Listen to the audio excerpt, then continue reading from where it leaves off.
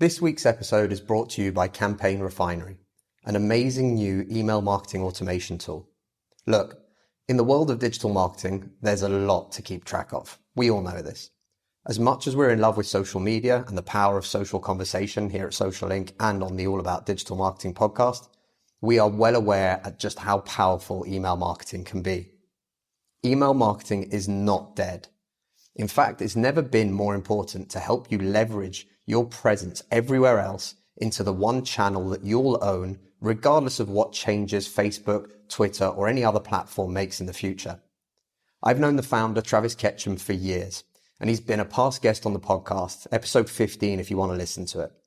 I've personally used his other products before, and they've been fantastic.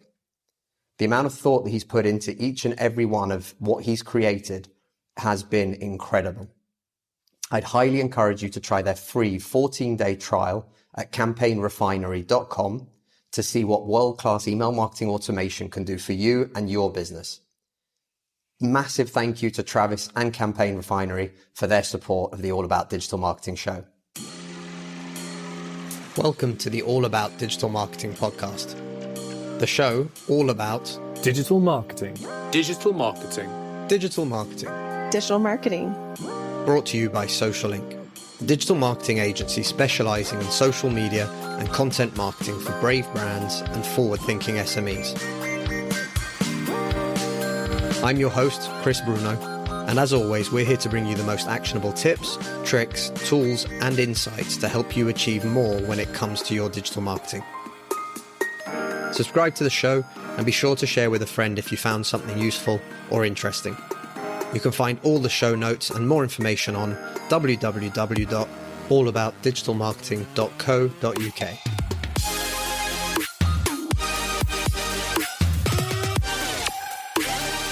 Hey everybody, welcome to another new episode of the All About Digital Marketing podcast. You know we've been running some experiments, you know we've been trying new things, and today I'm happy to announce that our episode is actually episode 2 of the Social Inc. show. Now, the show has been created by the team at Social Inc., Digital Marketing Consultancy, and it's a conversation between myself and commercial director James O'Donnell. We talk about 3 or 4 different subjects, and what we're currently doing is we're using this as an experiment to figure out whether or not we can create one long-form piece of content and then use it to create multiple smaller pieces of content that are all repurposed out of the original. Now, this has been super interesting for us because we've really enjoyed how the process works, and we're also enjoying making a system of it. So today I'm going to invite you all to listen to the conversation, but remember, feel free to get in touch with us on all our social media channels. We're on All About Digmar, or you can find us as socialinc.co or socialinc_co. Let us know what you think of the show. Let us know what you think of the idea of repurposing, and we'd love to have a conversation with you guys online just to talk about how easy it could be for your company and your brands online to create one piece of content and use that to fuel your social media for weeks or even months. Enjoy the episode, and remember, let us know what you think. We're on. We are indeed on, and that makes it exciting, right? So this is me recording a really quick behind the scenes of where I'm actually recording the very beginning of the Social Inc. show, episode 2, with my co-director, James O'Donnell, who's on the other side of the phone with me. And I'm actually in a hotel room at the moment in the south of France. I couldn't figure out how to set myself up. That was a bit of a challenge. So what I've actually ended up doing is grabbing a night table from the side of the bed to put on top of the ordinary table to give me a little bit more height and to allow us to get started and get into this conversation. Just fascinating. That is like the nomadic content creation lesson, volume 1. Boom. You make do with what you have, and you can still just get on with the content creation. There's so many excuses that so many people will put out there and give themselves a reason why they can't do what it is that they think they should be doing. And I just want to show people and encourage people that it's not always going to be perfect. I've got my computer angled more or less so you can see some curtains in the background, and that's fine. But you can still do this. And I know for a fact that where you're sat right now, because you're not at home like you would usually be, where you're sat right now can be a challenging space as well. Yes, it could be. I might even send a message to people now. So explain, where are you now? So I am right now. Yes, in? Right now, I'm in Nice in the south of France. That's nice. It's lovely, some people would say. Not Nice, nice. Right. So yes, I came down to Nice, had a great couple of days around here, got to catch up with some old friends, more importantly, see some new friends, and managed to also grab a spot of lunch in Monaco. How nice is that? Le déjeuner? Le déjeuner. Le déjeuner à la Monaco. Dans Monaco. Dans Monaco. What do you have? We had steak. Fantastic steak at the Beef Bar in Fontvieille. Cool. Give them a shout out. Put a link in the thing, in the show notes. Next time you're there. Influencer status. Boom. And you normally go to Monaco for your lunch, don't you? That's yeah, at least, once every 18 months. Very authentic. It's not quite like my old usual going to Pret, for example. Le Pret à déjeuner. Le Pret à manger. Oh, manger. James, not James Acaster. It is James Acaster. Yeah, James Acaster does a great skit about going. That's his favourite French restaurant, Pret à manger, and he loves going there. He loves going in there for a bit of manger. For a bit of manger. Yeah, it's very good. I like James Acaster. Is he also the guy who changed his name to Hugo Boss, or am I thinking of a different one? Yeah, you're thinking of a different one. You're Apologies. Thinking of. The good thing is, depending on who's editing this episode, we can either make you look really good or make you look really bad. The fact that you're still thinking. His name's Hugo Boss. That's it. Right, his name is now Hugo Boss. Anyways, if somebody remembers, drop a link. If we remember, we'll drop a link. But more importantly, we're back for the second episode. Last week, we recorded the first episode, but there's probably going to be a 3-week gap between these actually being released. But I'm kind of excited about this, and we really enjoyed the first one as just a really simple way to get together, chat, create content. And in the space of about a week since we recorded, we've been doing a lot behind the scenes. Do you want to give a little bit of insight, James, as to what we're doing behind the scenes? Yeah. So we've been looking at the different subjects that we touched upon, spoke about, looking at how we can disseminate those subjects into smaller bits of content to give us a month's worth of content, basically. So Chris has done a stellar job in actually editing the last episode of the show, put it all together, even with the cut off halfway through because of the poor Francais internet. And so there's a nice big long form video that would have been launched by now when you see this, but is actually going to be launched tomorrow in our time. So that's going to go out. Who's going to watch that full length video? I don't know. It's an experiment. We'll put it out there. But the great thing is that we've created blog ideas off the back of that. There are images off the back of that. There's probably memes of me looking ridiculous that we can experiment with. There's going to be little short pearls of wisdom from Monsieur Christopher Bruno about marketing that we can create little short videos to push out onto other social media channels. And what I like about it, and I like about this one as well, is that it's raw. It's very much the content. It's not, wow, look at the fantastic equipment that you've got, although that is quite a nice little microphone. My microphone that travels everywhere with me. And in fact, again, big shout out to Tim Ferriss. This is also the same microphone that he takes around when he's recording in different spots.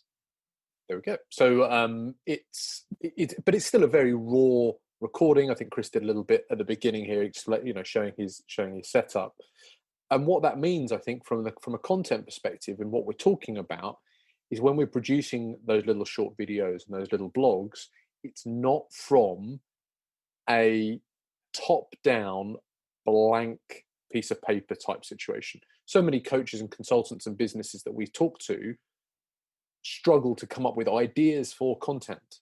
They go, oh, what do we need to write about this week? And that's because they're trying to create content from a kind of a top-down perspective. Here's the idea, let's create some content for it.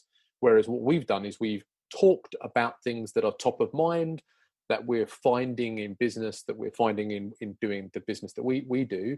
And then we're creating content from that, which is almost kind of a bottom-up approach to content creation, which I find as a non-marketer, kind of, I find really liberating. It's been really interesting that you say that, because this week you have been crushing content creation internally. And I think that you're completely right, because of the fact that it's coming from the raw long format content. It's allowed you to really easily get into the subject. So as you mentioned, you start with that blank page. It feels really daunting. You start with a transcription of a conversation. You've already got things that what it is that the conversation is about. You know what the points of view are. You know that you and I differ on certain things. But all of those parts just allow you to kind of let that content creation flow, as opposed to sort of struggling to get those initial words down, or that initial plan, or what that article looks like. And I think that's something that's really useful for people. So I am excited to see how we build this out and see what happens with the various pieces of content. Yeah, I think the other thing as well from that, which is something that when people look at content, they just kind of see the finished article. And actually, one of the things that certainly content producers that produce a lot of content talk about a lot is their workflow. So it's how you get from the raw content to something that actually gets published. And what we've done this week is we've been figuring out how do we turn this big long video into something that is a video in itself, but also is lots of little bits of video. And that's taken a bit of time to figure out, well, what's the best way of doing that. And then the next time we do that, that process is going to be so much shorter, faster, better managed. Does that mean there's going to be more content? Probably not. Probably the same amount that we get from the same raw material. But now we know what we're doing. Cooking with gas. So to be fair, I'm quite amazed, because we've been talking for however long it's been now, about 7-8 minutes, and you haven't used the word segue. There hasn't been a segue yet. I tell you one thing that I loved about having the transcription of our last conversation was seeing the word segue written. Because every time when I say the word segue, what I'm spelling is the product. The transcription is trying to figure out why we keep launching into and then we just have a segue in the middle. And but segue is like SEGUE. Yeah. Segue. Like, that to me, that doesn't say segue. But obviously that is how you spell segue. So I say segue, but what I'm saying is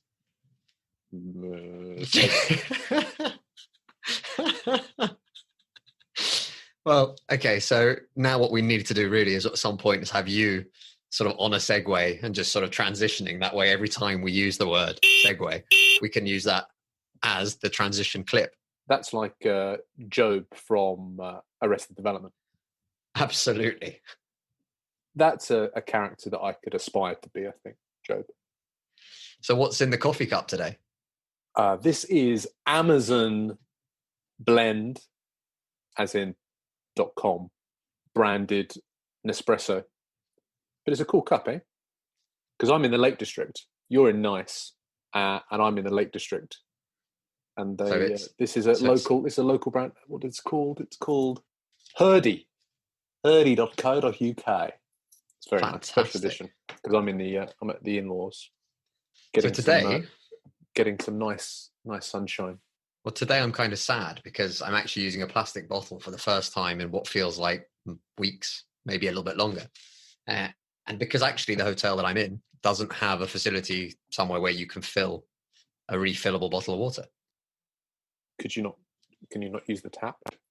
I don't know. Honest truth. I'm kind of worried about whether or not it's that good for you. French water tap? Who knows? Okay. Have one now, and we'll see how it goes see how it goes by the end. So basically, whether you see me on episode 3 or not, or whether it's just the Jod show. Wow. That's a segue. Now I Well just done. have the image of you going past on a Segway. Like that. We got an image of me and my e-scooter when I was a bad boy in South London driving that around. No, so segue. The Jod show should. This is something that I've been mulling over probably for a year, maybe longer, 18 months or so. About longer for sure. Come on, let's be completely honest with our viewers. No, as a standalone. So I've been thinking about starting a podcast, and my normal attitude to anything like this is just do it in the same way that we did the show last week, in the same way that I've started a blog, that I throw myself into vlogging, etc. And I haven't started a podcast, but I've been thinking about it. And why haven't I done it? I think there's a little bit of, which I think is completely a false wall, but there's a little bit of, if I start it, it needs to be good. It doesn't, does it? Okay, right. So we had this conversation on LinkedIn with Phil Mcsweeney. Phil is an awesome guy, loads of really old school experience in marketing, and is currently, retired as he calls it, but he sits on, I think he's a chairman for a huge health tech startup, and he sits on a couple of boards, and basically he's busier than probably you and I put together, even though he's retired. And Phil mentioned it the other day because I posted something on the blog as part of our 30-day challenge. And it's the idea of doing it, right? Consistency helps you with ideation, ideas, actually executing on them helps you get more ideas, you get better at the execution. And pretty much what we were talking about a minute ago, right? For this show, the process, the flow, everything starts to do better when you start doing it together. So I think what was really interesting is he was asking, what about the quality of the content? I think this is something that's really important, right? No one sets out to create crap quality content. No one. That should never be the goal, right? Yeah. Well, the thing is, you kind of laugh about it, but the conversation is going down that route. And I'm thinking, well, no one should ever try and make something that's horrible or that has false information. Or if you're not sure about the facts, take the extra 10 minutes, Google and make sure you're doing it right. But the key thing for us as an agency and for all the clients we've worked with, and from coaching perspective, and for consultants, startups, established businesses, seeking perfection to make something amazing is invariably what stops anything from happening. And internally, we call that, is something launch ready? And I think that's the real key to it, right? So this show, for example, like we've always said, it's pretty raw. It's you, me chatting. There's not really much to it, but that is the basis of it because those conversations help us to fuel other things. But what we're trying to talk about is usually something that relates around what we do, how we do it, what we do for clients, how we do that for clients. And more importantly, give somebody who's watching enough value so they can say, hang on a second, if they can do this, I can do this. So I think what's always really important about that is, yes, obviously you want it to be the best possible podcast in the world, right? You want to sit there and say, Joe Rogan, watch out, I'm coming watch for out, you. Jod's on the way. Exactly. Oh, yeah. Right? But the thing is, though, until you start doing it, you don't know what it is. Until you start actually recording the content, having conversations with people, editing the podcast, all of those elements, you have no idea what it is to actually start a podcast. And this was something that we struggle with ourselves. And that's why we started the All About Digital Marketing podcast. In fact, by the time this comes out, it will be about a year. I think it's in about 10 days time or 2 weeks time. It'll be officially a year and about 4 weeks till it was official on Apple Podcasts. But in that space of a year, so far, we've already hit about 7,000 downloads. We get the occasional email from people saying, just listen to the show. This was really useful, insightful. I really enjoyed this. And those little moments, even if there's probably only been 12, 15 of them in the space of a year, are incredibly fulfilling, right? They're the moments that make you feel like the content is worthwhile. Yeah. But the only people who will tell you whether your content is amazing is the market. It's not you. It's not you or your dad or your mom, without sounding rude to people. They will have to listen. There's 2 subscribers. They'll probably just use one account though, won't they? they just watch this one. They might just listen to it together. You won't even get the double stats. So for you, it made sense to do, from a niche perspective, the All About Digital Marketing podcast, because that's what you are. You're all about digital marketing, and that makes sense. You've got a wealth of experience there. You can talk to people for hours about digital marketing, whether they like it or not, and that makes sense, and it works. But it works really well from that. I've got, and we talked about it in the last podcast, an eclectic work history for good reasons, and an eclectic interest, Venn diagram, whatever that might be, from marketing, sales, rapid skill acquisition, reading, experimenting, whatever. There's bits all over there, and I'm sure there is probably a bit where it all kind of crosses over, but it hasn't got there isn't a. My son. Yeah, my son. We can hear Go on. His lungs. His lungs are big. He is now the first ever guest on the Social Inc. show. Wow! Well, look at that. 15 months old, and he's made it onto YouTube. So there might be this like little thing that overlaps all of them, but it hasn't got a name. And if it has got a name, it's Jod. What Jod is interested in. So essentially, it's the niche at the moment is me.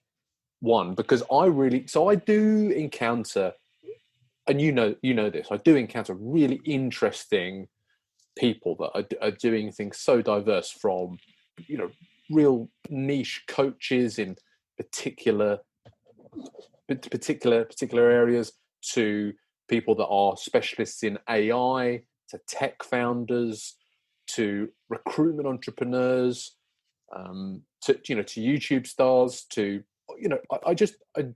I seem to be quite good at networking and meeting these people, not for any particular reason. I just have got an approach where I get into conversations with these people all over the place through Twitter, LinkedIn, and such like. So I feel like I could develop from a pipeline perspective, I could develop a series of interviews with people about stuff, finding out about what they do, maybe asking them questions that they're not used to be asked, and explore from there. But I don't think from day one I'll be able to say this is what it's going to be. The big issue is, and what we always come back to our clients, and I think we should address this as if we were talking to a client, right? Because that's going to help people to understand what this would be. Yeah. But the first thing that we would do is, and I think this is actually a really good exercise, even for yourself, draw out that Venn diagram. Oh.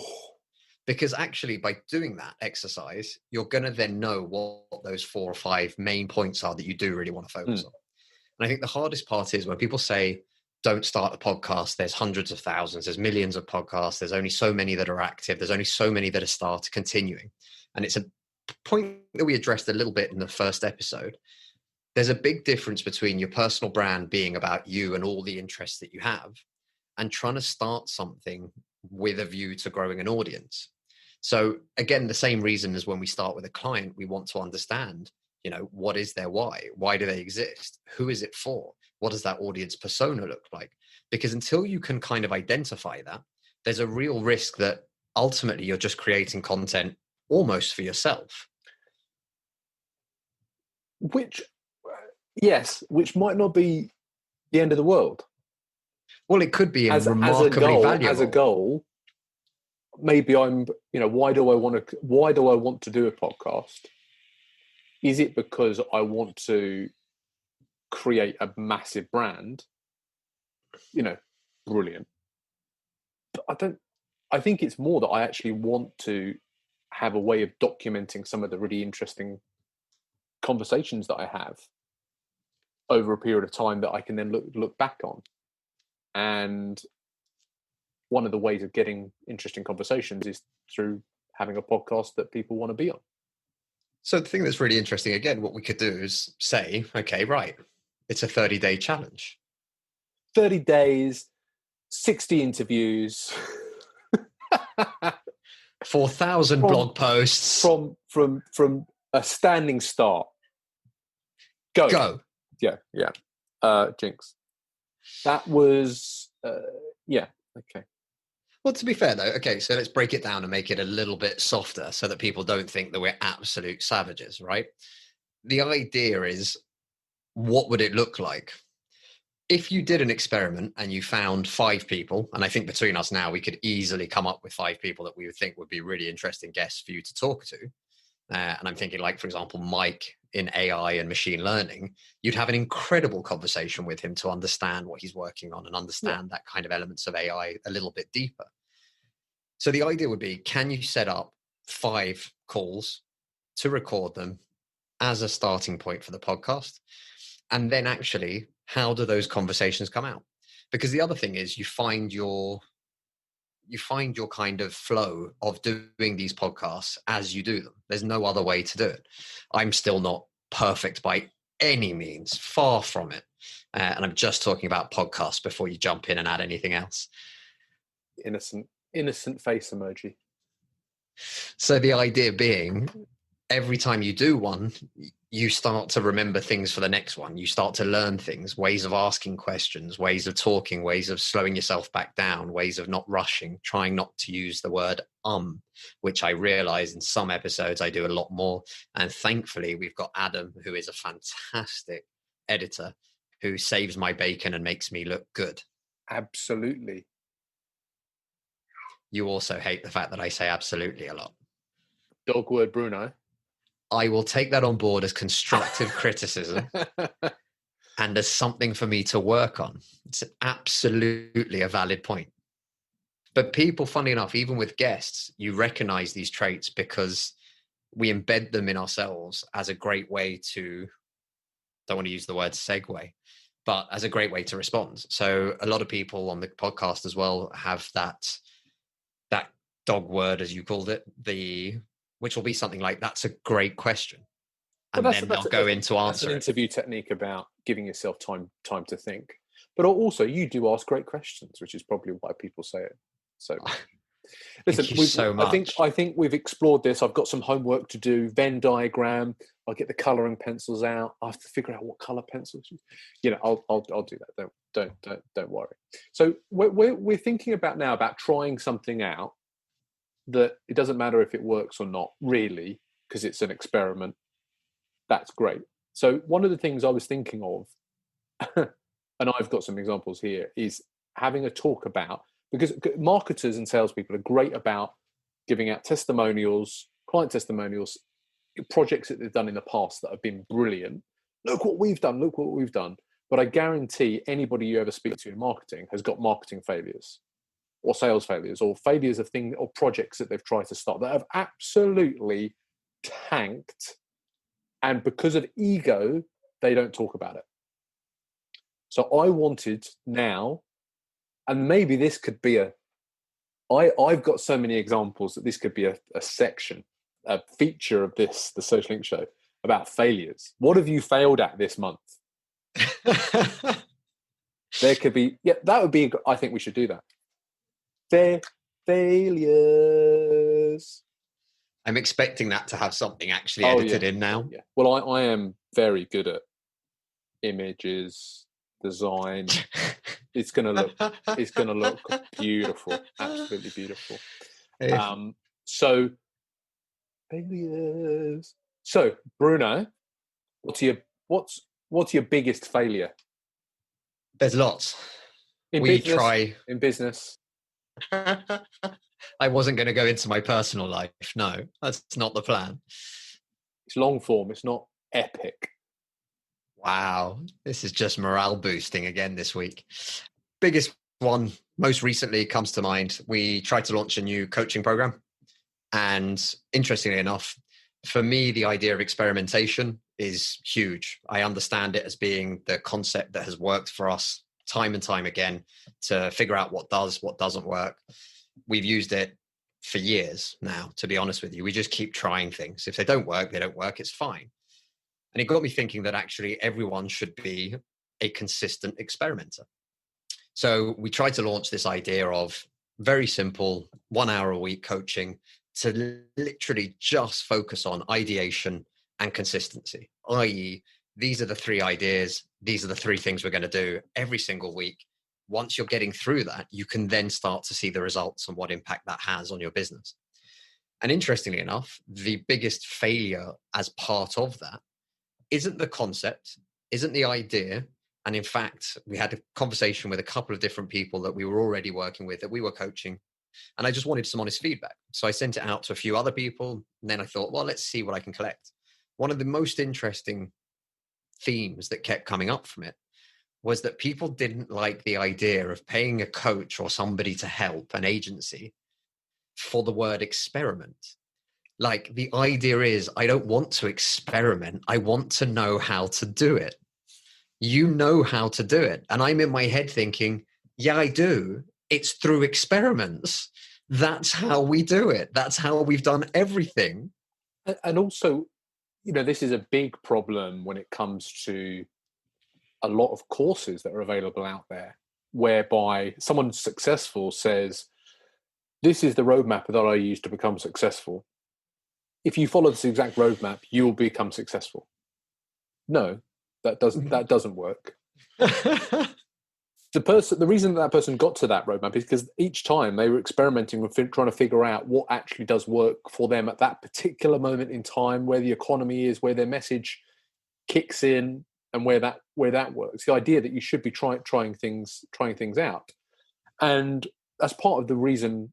And I wrote about this earlier. It's part of the reason why we experiment, is so that we know what to do better for us, but also so that we can apply those learnings to the people that we work with. I think maybe the failure there probably is honesty, isn't it? It's saying, look, we're going to experiment for you, and they're going, oh, we just want it. We want to know what works and go for it. But with every client that we actually do delivery for, we're doing constant little experiments. We're saying, well, this worked because of this, so we're going to try this out instead over here. That's what digital marketing is. It's all in the data. Not just in the data, right? But you're also in the sentiment. You feel it, you understand it, you see what responds, what people come back to. Because the data might show that you have an amazing post in terms of engagement, but it might not actually bring you any real conversations or no conversions. So all of these things come into play. But I think what's really interesting, and again, we'll drop down a link. We can't add links. It's really frustrating. Help us out, subscribe, watch a couple of the videos, just so that we can get to the point where we can drop the links in really easily as cards on YouTube. I'd really appreciate that. But I'll drop a link down below to Mcsweeney, who started doing a series called The Contrapreneur. And he's on YouTube. He sold his own business a couple of years ago. Seems to be doing okay for himself, not actually selling anything at all. But what he spent his time doing is creating videos to try and expose the truth of 90% of these courses that, if you pay me now, I'll show you the system that I use to make millions. And that ultimately doesn't mean it's going to work for you. It doesn't mean it's going to work for your business. It doesn't even mean that it's going to fit into your brand. But people seem to be looking for, and I've said this in time and time again in talks that we've done at WeWork Labs, online, live IMAs, people are looking for this magic bullet, this magic button, this one thing that's going to change everything. And as far as I can tell, and as far as everyone that I've ever spoken to in the industry that I respect or have any time for can tell, it doesn't exist. There is nothing that you can buy online. My favorite, in the sense of it's the one I hate the most, is this funnel will generate millions whilst you sleep. Of course it will, for the guy pretending to sell you the pipe dream. But outside of that, for the rest of us, it doesn't happen that way. The people that I know that have been the most successful, the people I know who have grown businesses, the people I know who have made it to a point where they can sit back and sort of go, right, now there's a team that does all of this. They've all got there by absolutely crushing their goals, working hard, figuring out what works and what doesn't. We talk a lot about Travis because we really like Travis from Campaign Refinery, and they've been awesome. They've even helped sponsor the podcast for the last couple of months. But Travis talked about it when we talked to him on the podcast, and he literally says, really simple, I've written between sales pages, upselling pages, downselling pages, squeeze pages, and everything else. He goes, I've written thousands of versions of these sales pages. to see what works, what doesn't, to see what resonates, what doesn't, to see what converts and what doesn't, and what those pain points are. And what he's learned from those 1,000 is that today he's on his second SaaS-based business, and both of them work really well. But none of that happened because he paid some guru $1,000 to give him a funnel, which that's it. He now makes money while he sleeps. It just doesn't exist. So this question was about your failure, being a constant experimenter, which is probably, it's a good idea, but it didn't resonate. So that's fine. How did it make you feel? I felt like I needed to experiment more and just not use that word publicly anymore. How meta. Absolutely. But again, I'm okay with the idea that it doesn't work, because again, anything that you do that doesn't resonate or that doesn't get you closer towards those goals helps you identify what will. So I can now take that, learn from it, and say, right, we need to not talk necessarily about the experimentation. And it's one of those things that we've talked about a lot with our clients that we do help and that we do work with.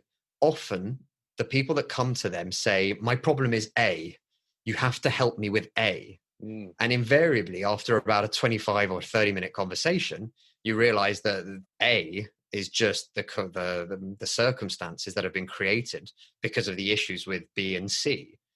And that's then what you're looking after. Yeah. So, a lot of people come to us saying, oh, we need to do this on social media. We need to create some videos around this and this and this because we want this impact. And actually, when we tear it apart, what they really need help with is outreach.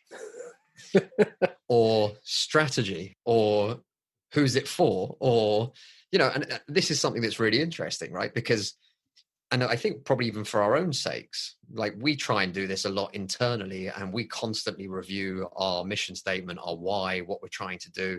And again, we constantly work on what we call our war map, right? So we know what it is that we're trying to focus on. We know what it is that we want to focus on. We know what it is that we're trying to achieve.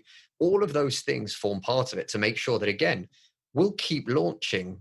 I'll launch 50 different coaching programs if I have to, until one that resonates. But what I won't do, though, is go down the route of, if you pay us, we'll magically transform your business, because that's just absolute nonsense. Yeah, it's over promising. So hang on a second, James. We talked a lot there about one of my recent failures. Yeah, very recent one. But I enjoyed that because it really helped me to get that off my chest. It feels like a therapy session almost. So I'm going to ask you, what's your biggest failure in the last month or so? I was going to go a bit further back in time. Do it. Let's go way back into so time. When I was first looking at the interwebs and thinking about starting a business, I used to be a PT, and I wanted to create some kind of subscription business that would give me kind of recurring revenue from me shipping a product. And I experimented with almonds. Do you know this one? I do, but everyone watching doesn't. That's for sure. So I experimented with almonds, and it was going to be called Nuts About, the business. And I did a bit of research and tried to find some places where I could source almonds and sell those on to people in little packages once a month. That was the idea. Nuts About is a good name. Nuts About, and then you could say Nuts About almonds. Nuts About. And so I bought the URL, put up a landing page, and what was I using? I think I used Weebly at the time. Like, I built it out, took some photographs of some almonds, and then I jumped on Facebook, I think, and I put up an image of almonds, and said, who likes almonds? And I got a few people liking and commenting, and then I sent each of them a kind of little DM saying, hey, would you be interested, if I was to do this, would you be interested in that? And they all said no. And then I just kind of was like, ugh. And that was it. I probably sat there on my Weebly account for a few years, not, just using up cash. And so I tried doing that, and now obviously Amazon literally do subscription almonds. So Bezos and me were obviously thinking the same kind of business model. You were just before your time, James. That's the Yeah, real problem there. That's what it was. And so, but the good thing about it is that I was learning probably how things kind of connected together on the internet. I was very, I'm not techie at all. I was trying to see if I could scratch my own itch and see if anybody else wanted to come with me. No one did. So I stopped it, but I didn't buy any almonds. I didn't go out and buy a ton of almonds and then go, right, I need to sell these. I tested the idea, went out to market, fell flat on its face, and I've now just got a little story about nuts that I can talk about. I think, to be honest with you, though, anything that you try and that you get that feedback super early is brilliant. There's other people, and we've met the founders that are very much the complete opposite. You going to put the links below or not? No. For these ones, I won't. No. I'm not here to name and shame. But the idea being that they'll have in their minds, I'm going to create a subscription service for almonds. And what they'll do is they'll spend 6 months working on a system. They'll get the products together. They'll figure out the packaging. They'll make a beautiful logo. They'll then create a website, a social media strategy. They'll create some buzz. They'll try and get some money in to use adverts and everything else. And invariably by month 6, they're pumping out money. They're pushing the idea. And funnily enough, nobody is necessarily actually purchasing anything. That feedback loop that you got straight away and instantly, and that we did as well for the consistent experimenter idea, and for all of these other things, that feedback loop is fundamental. You just saved yourself potentially working on a business for a year that was always going to fail anyway. I would have gone nuts. You would have gone nuts about it. Biggest failures. That was a good little feature. I like it. Now we're adding features. It's only episode 2. See, features is a good way to produce content. So what's the next feature? We could do this as well. Hey, Chris. What's this feature? Hey, what apps are you using at the moment? What new apps are you trying out? New apps of the month. So thanks to you, over the last few weeks, we've moved all of our project management from Asana to Notion. And Notion has been really interesting to try and get to use and to get to know. What have you liked about it? Seems more fluid than Asana. And what I mean by that is you just have that little bit more flexibility and freedom within it.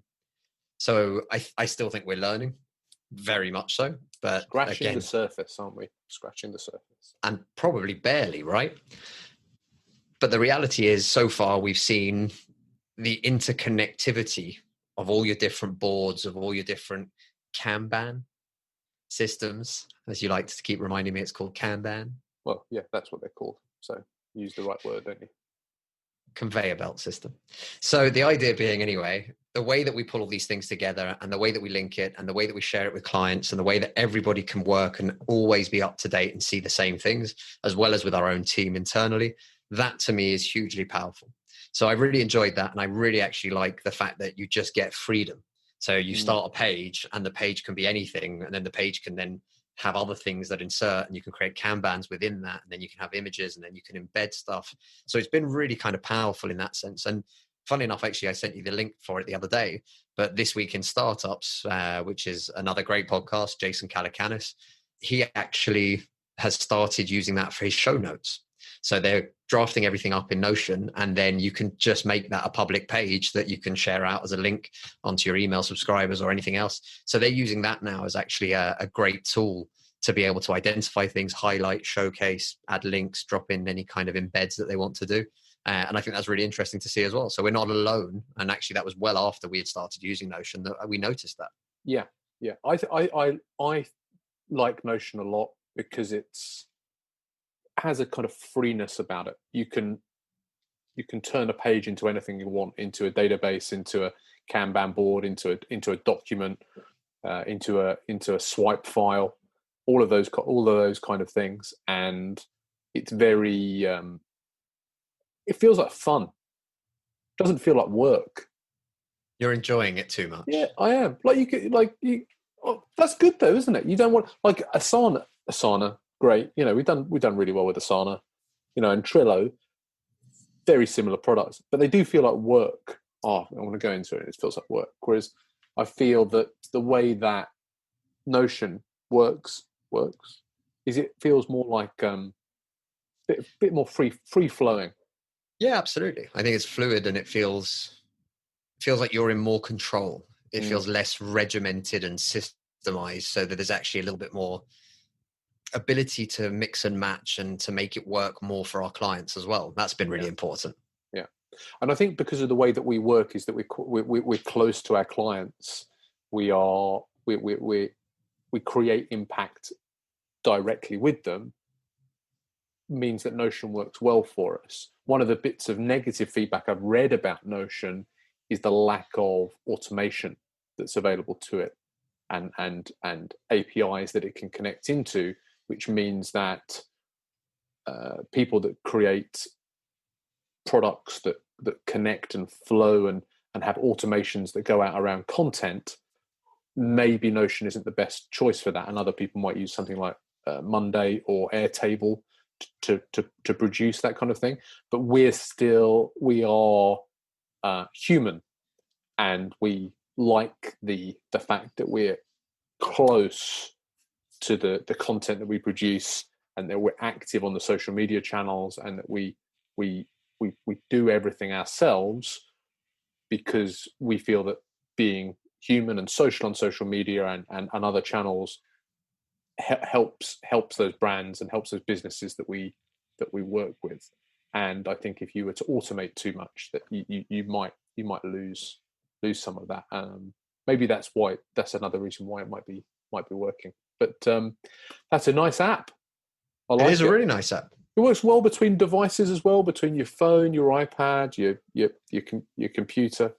I think it's great. I think I'm going to do that's a good idea, a first impression of Notion. Yeah, I think you should definitely do a first impression of Notion. There's quite a lot of content out there around Notion, but I think seeing the Bruno lens applied to Notion, this is how I use it. That's what you're going to do. That's be great. Well, the other app that I'm going to be looking forward to trying out, and I haven't actually had a chance to yet, but that's going to be wave.video. It looks like it's going to be really interesting because, again, super simple, browser-based, and the ability to make short videos, add text, allows a lot of startups, small businesses with limited resources to create more video content. That's the one you sent me the other day. Yeah. Oh, yeah. I haven't played with that yet. Neither have I. So I'm going to do the first impressions. First impressions. How exciting. Okay. You're not going to make that into a feature there? First impressions. No? Well, that's another video series, isn't it? That's more like a link below. We'll put a link below. Unless you want to make first impressions a feature of the Social Link show. I don't think we should. I think it should be a separate thing. Okay. Yeah. Definitely be a separate thing. So, how are we doing? I think we've been talking for about 40 minutes. I can't see times on mine. Neither can I. I'm just working roughly off the time that we started. Oh, okay. And the way that the sun has moved across the sky. I can't see the sun. I had to shut the curtains. Oh, that's nice. So the other thing that I was thinking about, and this is me thinking a little bit about my the podcast, and thinking about questions that I might ask people. And I just wanted to try this out. And this is something that I've thought about a little bit. And one of the questions that I like asking people is, what have you recently changed your mind about, or had your mind changed, over the last year or so? Plant-based diet. Ooh, interesting. You had a sirloin steak for lunch yesterday. Yes. Oh, right. Oh, sorry. So that recent. No. So I haven't got to the point of it going to extremities or anything else. Yeah. But it started... Sorry, extremities? What do you mean? Extremities is part of your body. Not my extremities. The extremities of the idea. The extremities of, for example, going hardcore vegan and throwing paint on people outside at a demonstrator, for example. Well, we've lost 5% of our viewership through that massive generalization, I think. Well, to be honest with you, we've got a client who does work very much with vegans, for vegans. And Sure. one of the things that's really interesting that we talked about with her is actually the fact that the term vegan has some pretty heavy connotations with it.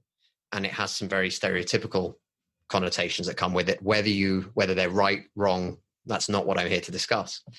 But what was interesting, after having worked with her for a few weeks, a couple of months actually, I ended up watching one evening after some friends told me about it, the Game Changers documentary on Netflix. Yeah. Thought it was really interesting. And then again, just normal kind of fashion of that's an interesting subject. So I went in and found a couple of TED Talks from some of the scientists, then started looking at some of the companies that are working in that space to try and understand what that market looks like. And then I thought, challenge for a couple of weeks. What would happen if I tried to cut out meat, fish, animal products and went to whole food, plant-based diet and see what the impact was for me? How did I feel, energy levels, anything else? And by this point, I've already been pretty strict on a diet over the last sort of 6 months anyway. But I found it remarkably easier than I thought I would. That was the first thing. The second thing is I don't miss meat when I don't eat it. But at the same time, I haven't got to that point of there's no meat ever. This is terrible. You can't eat meat. It's terrible. And I'm going to start shouting at other people who eat meat or anything else. Yesterday, I was invited to a restaurant, like we talked about, in Monaco, beef bar. That's pretty much what they sell, right? So I had a steak. It was delicious. It was nice. It didn't make me think today I have to go out and eat meat. And in fact, I sent you a picture of a very awesome eco-friendly cafe that I found just opposite where I'm staying. Veggie cafe, was it? Yeah, absolutely. And phenomenal, like just really, really good. And it's something that I've realized that if you're in London, you have quite a lot of these kind of vegan cafes or veggie cafes and stuff like that. And actually in France, that's the first one I've ever seen, right? Everywhere else you walk down and you walk past is, entrecôte frites, steak and chips on the menu. And it's written outside on the board, plat du jour, today's special, steak. So it's quite interesting. So it makes it a little bit more difficult. But what I realized that was really interesting about it is I changed my mind. I was open enough to change my mind on it. But what's really interesting is then people start questioning you. Yeah, and it's really weird. I can understand. So why do you think that? Why you do? Yeah. I can see how that would happen. So that started happening now, which is quite interesting. So at a dinner with friends and family, you'll be like that. No, it's all right. I don't really fancy eating any meat today. Or you don't want something off the barbecue. And people like that. What's wrong? Nothing's wrong. Don't worry about it. And I ended up having to sort of have a conversation with my dad about it and sort of say, like, could you not make it a big deal? I would have loved to have been on the fly on the wall when you spoke to your dad about that. Yeah. So you can imagine how that went. But what's even more fun about it is I actually did buy brand new Weber barbecue about 3 months ago, 2.5 months ago for my dad. Really excited to use it over the summer. And have had quite a few barbecues along the way, and then suddenly was like that. Oh, it's all good. I'm going to go prep some tomatoes and beans and whatever else. And Dad's like that. So what's going on the barbecue? I was like, well, I'm not eating anything from the barbecue. So you barbecue whatever you want, guys.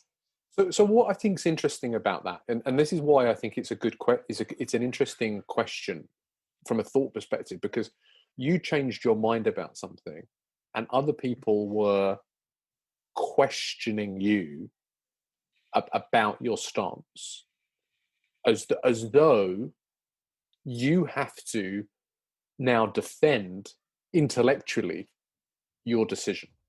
This is something that I haven't done all the thinking on this yet, but there's so much discussions on the internet are very much you're in this camp or this camp. Polarized more than ever before. Increasingly polarized, and saying to someone, what have you changed your mind about, I think shows so much of the character of the person that you're talking to, because nobody knows everything. And you certainly don't have all the answers when it comes to veganism. I have none. Almost none of the answers when it comes to veganism about why it works and why it doesn't.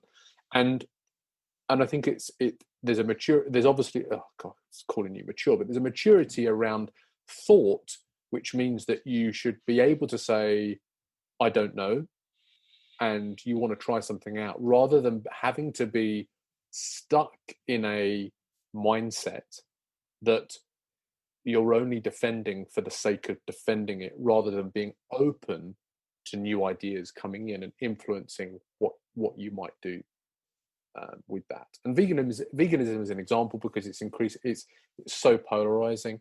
I know Game Changers has literally changed a lot of people's minds about being vegan or not, but I like the idea of people being more open to new ideas, or being open to the fact that what they think is being an absolute truth is an opinion, and can be changed. Couldn't agree more. And if it helps to slightly lessen the polarization in the conversations, I'm all for it. Yeah. I wish this isn't a political thing at all, but how refreshing would it be for a politician to say, "Don't know." That's a good question, because I don't know the answer to it, and I should know the answer to it. So I'm going to go find out the answer to it. So I'm going to go find out. That's really, hands up. I don't know the answer to that. It's always, oh, that's a good question, but filler. And it's like, well, you haven't said anything. Accept some responsibility. No one expects you to know the answers to absolutely everything. And then I've been thinking, so off the back of that, I've been thinking about what I've changed my mind about. So what have you changed your mind about recently? Well, it's difficult. Because I feel like I'm in a constant state of flux. So I don't feel like I hold any particularly strong beliefs one way or the other about anything. I love a selfie. I haven't thrown too many selfies around recently, maybe. But I'm open to ideas being changed, and I'm open to changing my opinions of things. I suppose the biggest, I can't put my finger on anything, and I wonder if that therefore makes it a difficult question to ask people, because I've been thinking about how it might apply to me, and I find it difficult to highlight particular things because I feel like I'm very open to new ideas all the time. The thing is, right, so if you're not massively polarized already in something, you almost don't realize that you're changing your mind on stuff. Yeah. So if you're quite open to things, and you do have that mentality of, I don't know, but I can go read about it, I can go learn from that, I can go understand more about that subject or whatever it might be, I think there's a real element of openness to learn, to shift, to, from me and you, well, from both of our points of view, I'd say reading is one of the most powerful things that I think we both do on a regular basis, that brings a huge amount of input into our conversations, into what we do, into our learnings, understandings, modeling, everything that we try and do for our clients. And I think that, again, just having that openness to realize, okay, look, I don't know everything. And, like you mentioned, I really don't know a lot about veganism, but I've started digging into it, and I'm understanding more about nutrition than I've ever understood before. And I'm trying to understand certain of the scientist's point of view and what the research is saying. And I'm trying to dig a little bit deeper than just scratching, the Sun's headline front cover that says, eat meat, you die, or whatever it might be. And I think that's something that's really important. And again, it happens for every single subject. And I think it's the curiosity factor and the willing to learn that is what makes it really, really interesting. So whatever the subject, and again, you and I do this a lot for work. So SEO stuff, you'll ask me a question and I'll start sending you links. And you love SEO now. Oh, every man has his kryptonite, SEO. But these are the sorts of things, right? But you are still taking the time to try and dig a little bit deeper. And it does get frustrating, and it is challenging, but that is what life is, right? So maybe the question should be, and I think what you're describing there is the terminology associated with that is called growth mindset. It means that you believe that you can improve at anything, which I strongly believe. You can become 100% better at whatever it is that you're trying to get better at, rather than thinking, no, this is a kind of a set of skills that I cannot improve on. So maybe the question should be, rather than opinion change, it should be either what opinion have you had changed, or what new thing have you learned? So I'm going to be really annoying and say, this is why you experiment, right? Yes, so you are being annoying. Yeah. So when you do that on the first 5-6 episodes that you do, you trial both questions. And if the guest kind of goes, well, I have no idea, you go, okay, well, if I rephrase that as this, for example, and they go, oh yeah, well, what I've recently been learning about because I had this new interest in it, and then suddenly now I understand it and therefore it makes sense to me, then you know that that's the kind of questioning that's going to work or resonate better. And Tim Ferriss talks about it in a couple of his podcasts that he's actually done, whereby the questions that he asks people have changed and they kind of got better. So instead of saying, right, James, what's your favorite book? Tim Ferriss will ask, what's the book that you gift the most? Because if you say to someone, what's your favorite book? You go, I don't know. Like, there's too many. I've read fiction. I've read history. I've read self-help. I've read business. I've read statistical stuff. I've read research papers. Where do you find your inspiration to come up with that one favorite book? Whereas, which one have you gifted the most? People like that. Oh yeah, actually, it's always this book. This is the one I always give to clients. This is the one I always give to friends. This is the one I always tell people you have to read. My favorite answer to that question was when he interviewed Jocko Willink, the Navy SEAL. And he says, and Jocko's response was something along the lines of, Jocko doesn't give gifts. Okay. Thanks, Jocko. Yeah. That was good. Listen, if you've managed this far through the second episode of the Social Link Show, drop a comment below. Let us know what you think about it. If you want to follow, this is something we didn't do on the last episode. If you want to follow Chris, where's the best place to find you on the interwebs? On the interwebs at chrisbruno.co, people can check out the 30-day blog challenge that we've recently done and see some of the crazy experiments that I keep trying to do in my own personal life as well.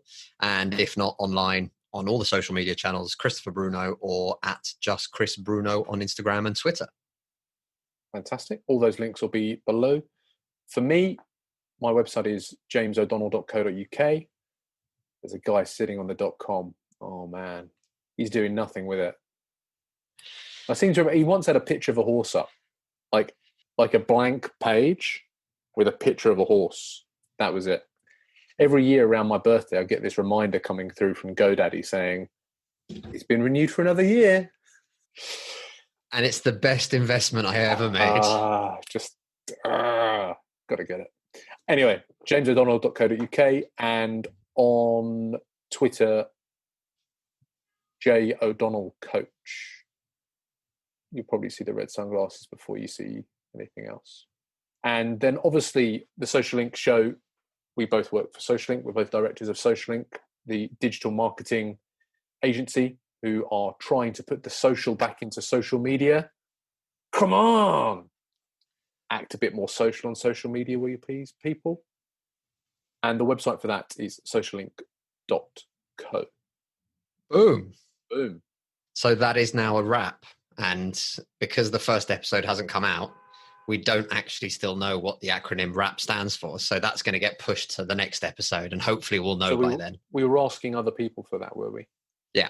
And you did the intro graphics for the last show, for the pilot episode. I wouldn't go as far as to say intro graphics. Yeah. But they're not set in stone, are they? So I can experiment. Do whatever you want, friend. Yeah. But what we prefer is someone else to come along and actually do a professional job. And do something awesome. Do something awesome. Why has it got the EastEnders music in the background? Yeah, I don't know. But just something a bit more,